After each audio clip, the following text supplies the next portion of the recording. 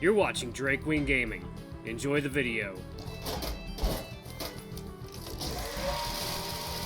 Hey guys and gals, Never here from Drake Wing Gaming. It's 70 Mounts Wood of the Gaming Drag. Today I'm coming back at you another Let's Play episode of Heroes Advent, Kody's Path. So let's go ahead and jump right back into it, shall we? Alarm chain, you were up and let's go. Not like I'd understand magic better than everyone here would either way. So, are you doing this to help him, Gregory? Indeed. Voice was doing for Gregory. What voice was I doing for Father Gregory? Indeed, sparing a few moments in my sleep to help out these lost children in my realm. That's the least I could do for them. Right. I guess I never had that before. A sage speaking to me in my dream. That is... The sage speaking to me in my dream, that is. The most I got was just talking to myself. Ah, don't discredit yourself just yet, my boy. Not everybody's got the knack for self-reflecting, so to speak. You think so? Ha! Why do you think I'd be in other people's minds like this? I've spent a lifetime mulling things over, things that I've come to regret.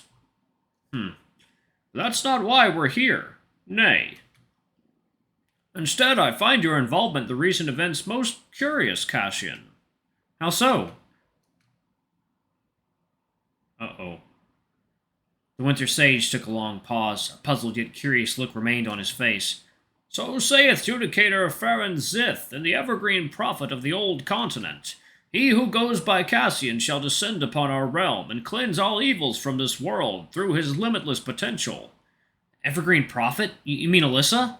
Nay, those are Austria's predecessors. I remember them as the ones who so predicted the fate of our world. Uh-huh. Truth be told, I still don't think I'm worthy to be the hero. Me being summoned here must have been a mistake. We shall see, my boy, we shall see. What do you mean? It takes more than just raw power to fight evil. I've had to learn that the hard way. What matters at the end of the day is whether you have the will to see it through to the end and finish what you've begun.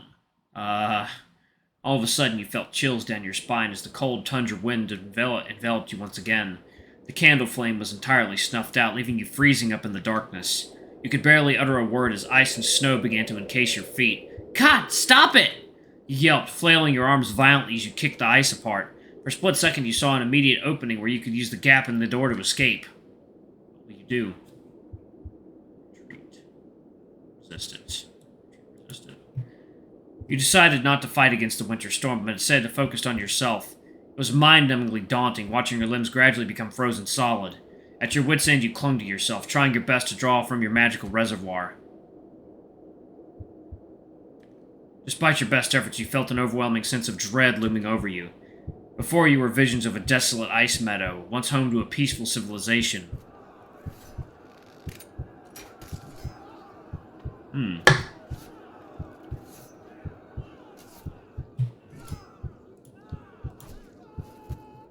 The ice and snow were stained with blood from countless slaughters. Fighters and non-fighters all felled one by one in this mindless conquest. There was a slain goddess laid atop the ruined, defiled shrine, her body held in sorrow by her descendants, her most devout followers. Glimpses of ill-fated, nameless survivors left behind in the wake of a cataclysm, waiting to be consumed by the unending blizzard. They all looked at one another in despair. Then were they remorseful, yet also resentful of what their realm had become. Ugh! You felt your head spinning, your vision darkening from the overwhelming imagery.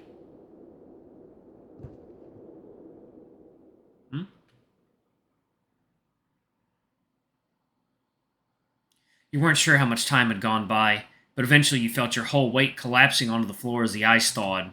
You hacked and coughed, trying to regain your balance as you slowly got back on your feet. As if on cue, the lantern slowly lit up again. You looked to where the Winter Sage was. Huh, Jesus, what was that? A test of will. Well, if you will. Perhaps I've set the bar too high for this. Even so, you've stood your ground and weathered the storm. For what it's worth, you've done well. Uh-huh. Right. What were those things I saw back there, though? I suppose you could call them a figment of once were. Of Svobodia? Nay, of our ancestral land long before then. I see. As I wanted to say, just between you and I, Cassian, no, I do not believe in the prophecy. You don't?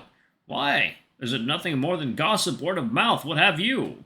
What I do believe is that you have what it takes to decide the fate of the old continent. Fate? It's a really, really big ask, if I'm to be honest. I still have a really long way to go, especially if the evil king is as powerful, if not more than a sage. That I cannot argue against. However, your heart is already in the right place, and you have proven to be more than meets the eye. For that, come what may of Lionheart's reign and this resistance against his conquest, I am quite content. I would hope that things will take a turn for the better. Don't we all? So, what now? Oh, pardon me, just a moment of silent musing among ourselves, I suppose. Right.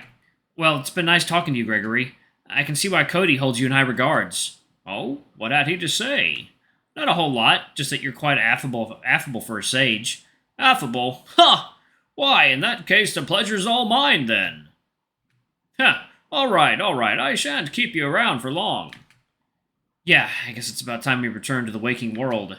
Well said. Fare thee well, Cassian. Navstabruya. Good boy, Gregory. Good boy. Goodbye, Gregory. Slam the door on your way out. Second now. Alright, water's done. Now this water, at least. As soon as you return to the main hall, the door slammed shut behind you as your surroundings seemed to fade out of existence. A sudden gust of wind flung you forward violently as you immediately lost footing, feeling yourself tumbling towards the same void at the start of this long-winded dream. You felt like you were about to slam your face against the ground. What was that all about? Ow, my head! Must have had a bit too much to drink with Kody last night. Ugh.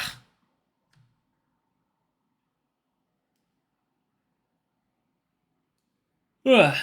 You let out a yawn as you dropped back down to the bed, lulling yourself back to sleep. Before a thunderous snore snapped you awake again. You looked around in bewilderment, but it wasn't until you noticed Kody sleeping down on the floor that you realized you were in his bed. I'm in Cody's room? You looked over to the bear again, who was soundly asleep, as if his snoring wasn't any indicative of that. Oh my. He was on his back, legs and arms apart. You also briefly wondered why he only had his underwear on. He probably just shoved it off his pants during sleep. Even I do that sometimes. Should I wake him? No, let him sleep. Let the lying bear sleep. With a shrug, you decided to just leave him be, and headed to his bathroom to take care of your morning routine. Afterwards, you went back and sat at the bed, then simply waited for him to wake up. Which, after about 30 minutes, he seemed to come to his senses on his own.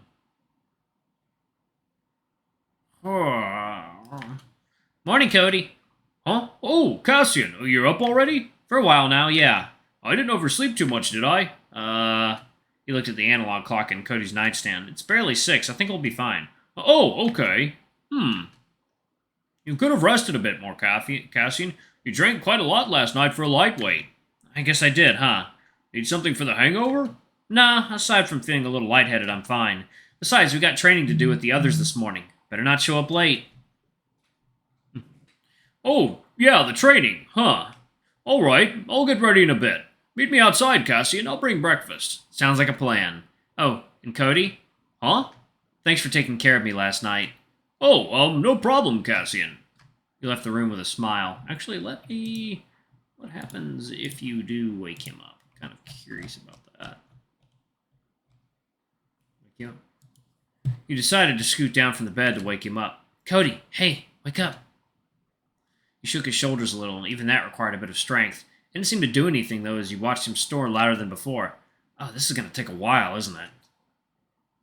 He spent like the next 10 to 20 minutes nudging his shoulders, slapping his belly, kicking his legs. He seemed to knock him out of his slumber at all. Alongside, he decided to head back to the kitchen and return with a glass of water, spraying some onto his face after... What the fuck? No, that's terrible. Don't do that, stupid.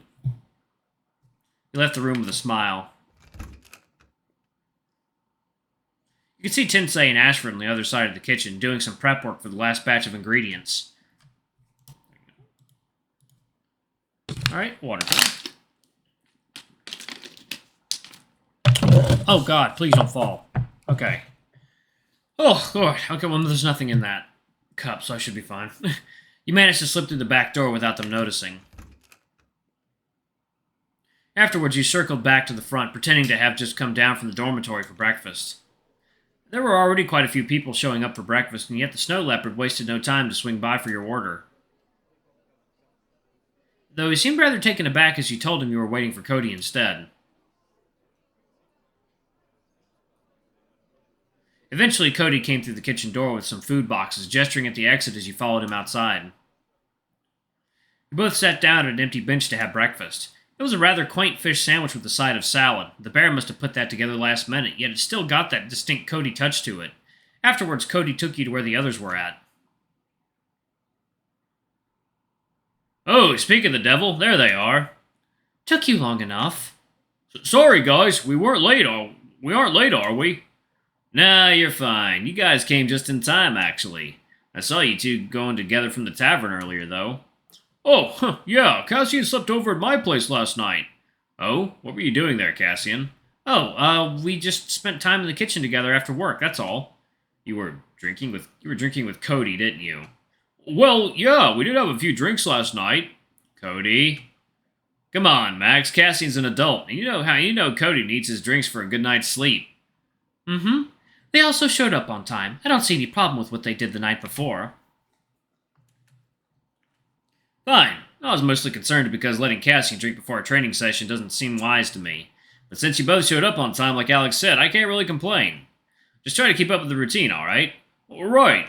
Yeah, I'll try my best. So, Kody, how does Cassian handle his alcohol? He's a lightweight, obviously. Heh, that explains why he had to sleep in. Probably couldn't even make it past Cody's back door before passing out. Hey! No, nothing wrong with being a lightweight, Cassian. But yeah, Rise got it. You had a pretty rough night last night. Ooh, so Cassian really does like it rough, huh? Phrasing! Phrasing! What are you guys talking about? Oh, nothing. Alright, let's start with our warm-up routine, shall we? Warm-up routine? Yep, aside from Cassian, does any of you remember it?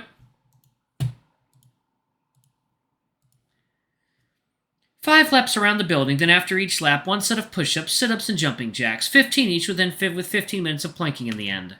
Oh, so you do remember it, Alex. Nice. Oh. What? That's a lot for just a warm-up. Exactly. Do we really have to, Max? I'm afraid it's mandatory, even more so we haven't been exercised together for a long time now. I don't know if I can keep up with you guys. Relax, Kody. You too, Alex. It'll be fine. This is a relatively light routine in the grand scheme of things. Exactly. Rye gets it. It's good to start you guys out with the lighter stuff. Fine. Let's get this over with. That's the spirit. Well, you know the drill. Leave your gear on the side so we can start the first lap. Go, go, go! Jeez, okay. And so begins your warm-up exercise with the others, which definitely felt like an intense workout than just a warm-up. But maybe the distinction is blurred in Max's mind.